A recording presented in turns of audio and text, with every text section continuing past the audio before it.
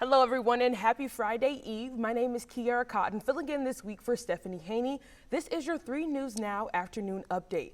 Thank you so much for joining us for the top stories from WKYC.com and, of course, the WKYC app. As I mentioned, today is Thursday, October 14th, and let's jump right into the update for you.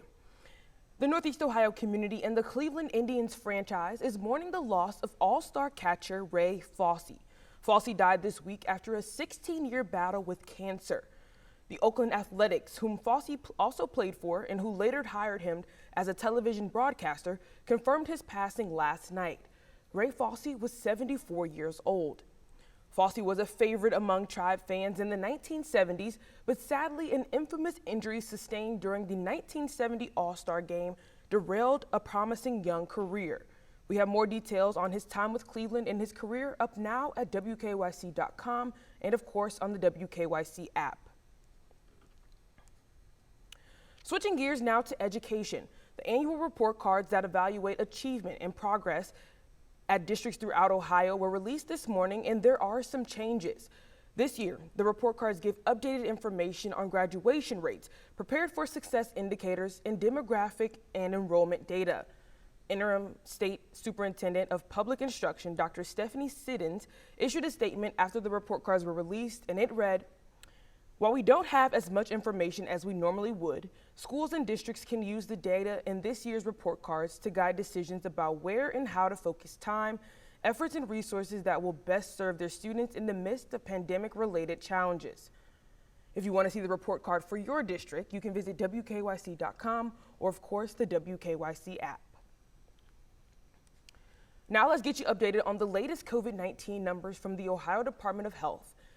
In today's update, there are 5,143 new confirmed and probable cases of COVID-19 being reported in the last 24 hours.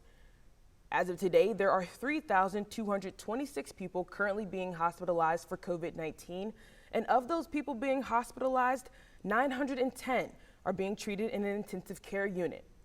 The current death toll in Ohio because of COVID-19 currently sits at 23,021. And lastly, nearly 60% of the population here in Ohio has been vaccinated. And speaking of COVID-19, the Cleveland Clinic has issued new data on breakthrough cases. According to the clinic, 15% of all new COVID cases since September were breakthrough infections, meaning all of those people who tested positive were fully vaccinated. In an email sent out today, the hospital said, "While no vaccine is 100% effective, we expect to see some breakthrough cases. The far majority of new cases we are seeing are still occurring in those who are unvaccinated." Now, the Cleveland Clinic also stated that 90% of the patients who were admitted to the hospital for COVID-19 in August were unvaccinated. Now let's switch gears to entertainment. Actor Jamie Costa is making headlines today after a video in which he portrays the late Robin Williams went viral. In the video posted to YouTube by the actor, it amassed more than 2 million views in less than 48 hours. In the video, Costa shows off his impression of the Patch Adams star for a fictional biopic about Williams. The video has since made its way to social media platforms like Twitter and TikTok, where fans have commended Costa on his portrayal of the icon. The legendary actor and comic, known for his work in Dead Poets Society, Jumanji, Good Will Hunting, and Mrs. Doubtfire, died by suicide in August of 2014. And not everyone is in favor of the billionaires' race to space. Britain's Prince William, in an interview with the BBC yesterday, criticized some of the world's richest men for using their wealth to fund space travel and tourism rather than trying to fix the problems on planet Earth. He said, quote, "We need some of the world's greatest brains and minds fixed on trying to repair this planet and not trying to find the next place to go and live." Now, his comments come on the heels of former Star Trek actor William Shatner, who became the oldest man to travel to space in a rocket built by Amazon founder Jeff Bezos. That took place yesterday. He was super emotional. If you haven't seen that video, we have it up now on WKYC.com. In Northeast Ohio native Phoebe Robinson is booked and busy.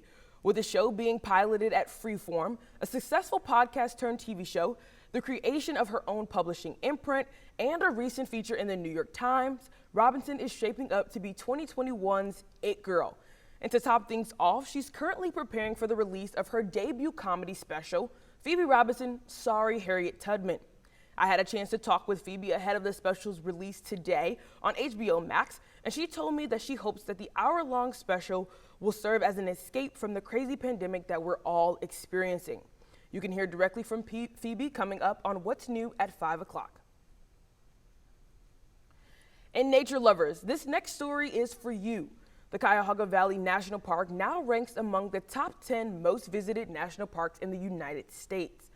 According to the National Park Service, the Cuyahoga Valley National Park ranked 7th in the U.S. in the list of most visited parks last year. Despite the COVID-19 pandemic, 2.8 million people visited the park in 2020. A real treasure right in our own backyards. You should check it out. And renewing and registering your vehicle in Ohio is about to become a lot easier. Yesterday, officials unveiled BMV new kiosks at the BMV across the state that will allow drivers to DIY their vehicle's registration and renewal. 9 self-service kiosks have been installed across the state, including one in Northeast Ohio.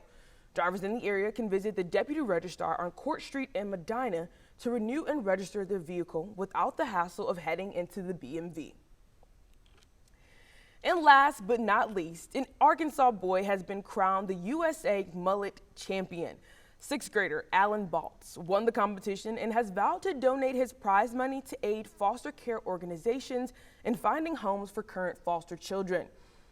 Alan and his twin sister were adopted back in September of 2015, so those organizations are near and dear to his heart.